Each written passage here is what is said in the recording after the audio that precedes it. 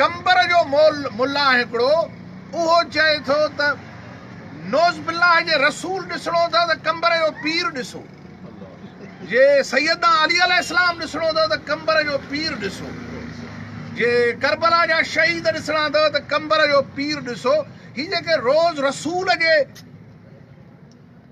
चेहरे जी, दीन जी ऐं तालीम जी, पैगंबर ख़ुदा जे दीन जी तशरीह ग़लति कनि था, उहो मुल्लो कंबर जो छो नथा ॿधो? चओ था त दीनिया जे किताब जो मसइलो, पर इन वाक़े जी बि अदालती जांच कयो। हिते मज़हब जी ग़लति तशरीह कंदड़ मुल्ला अगरि ॿधजनि ऐं कानून जे कटाड़े में अचनि त इहो को बि न चवंदो त नबी सल्लल्लाहु अलैहि वसल्लम जो चहिरो ॾिसणो अथव त कंबर वारो नौज़ बिल्लाह पीर ॾिसो। इहे सभु अलाह जे दीन जूं मज़हबनि जूं ग़लति तशरीह कंदड़ कातिल ऐं रहज़न मौलवी आहिनि जेके कानून जे कटाड़े में अचनि।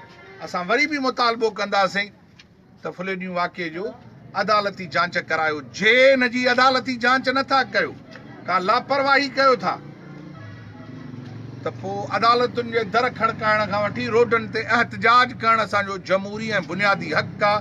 त फुलेनियूं वाक़े जी असां अदालती जांच करायूं, ॾोहारनि खे कानून जे कटाड़े में आणियूं। तव्हांजी महिरबानी। दोस्तो, जेका शिर हले थो इन जी जेका बाबो ताईं हुकुम कंदो इंशाअल्लाह ग़ुलामी ॾींदासीं। बाक़ी कल्ह हिकिड़ो नालो बि अलाए छा शैतान ॿुधाइनि पिया, इहो रियाज़ प्रेस क्लब सिंधड़ी में वेही हिकिड़ो भौंके पियो।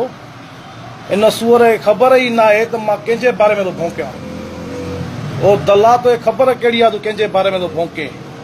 न तोखे ख़बर दीन जी, न इस्लाम जी, कंहिं शइ जी तोखे ख़बर ई न आहे त मां छा आहियां छा न आहियां। टकियो हिकिड़ो कामरेड लोघोड़े जंहिं सॼी उमिरि मुल्क जी बग़ावत कई, मुल्क जो बाग़ी थी करे शैतान तूं बाबे सैयद लाइ थो भौंके।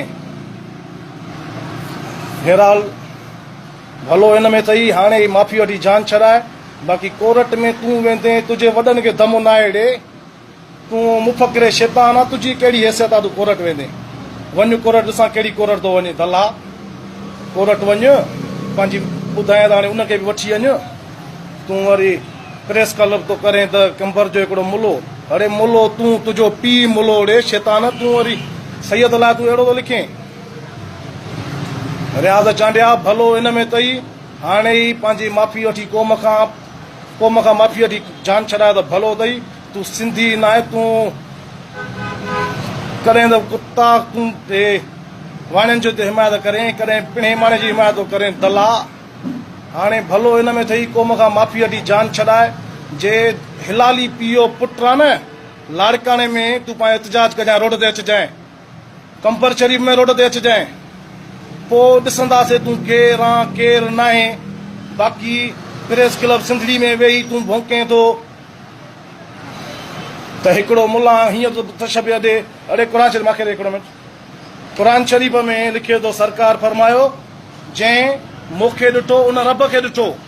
छोरा तव्हां जहिड़ा दौर में उन दौर में हुजनि माण्हू त सरकार ते ई बोतान हणनि। दल्ला, क़ुरान शरीफ़ सूरह निसा अथई, उन में लिखियल अथई, जंहिं रसूल करीम सल्लल्लाहु अलैहि वसल्लम जन फरमायो, जंहिं मुंहिंजी ताबेदारी कई उन अल्लाह जी ताबेदारी कई, जंहिं मूंसां मोहबत कई उन अल्लाह सां मोहबत कई। उन दौर में बि बेदीन, बेनिमाज़ी, बदमज़हब, बद किरदार, लूसी, लोघा ईअं ई चवनि पिया। त हाणे सरकार फरमाए थो मूंखे अलाह करे मञो। अड़े तो जहिड़ा उन टाइम बि ईअं ई आहे जेके चवनि पिया त मूंखे अलाह करे मञो। लोघा, भलो हिन में अथई त हाणे ई सैयद खां माफ़ी वठी दरगाह ते किरत भलो अथई, न त कुझु बि थी सघई थो। बेगैरता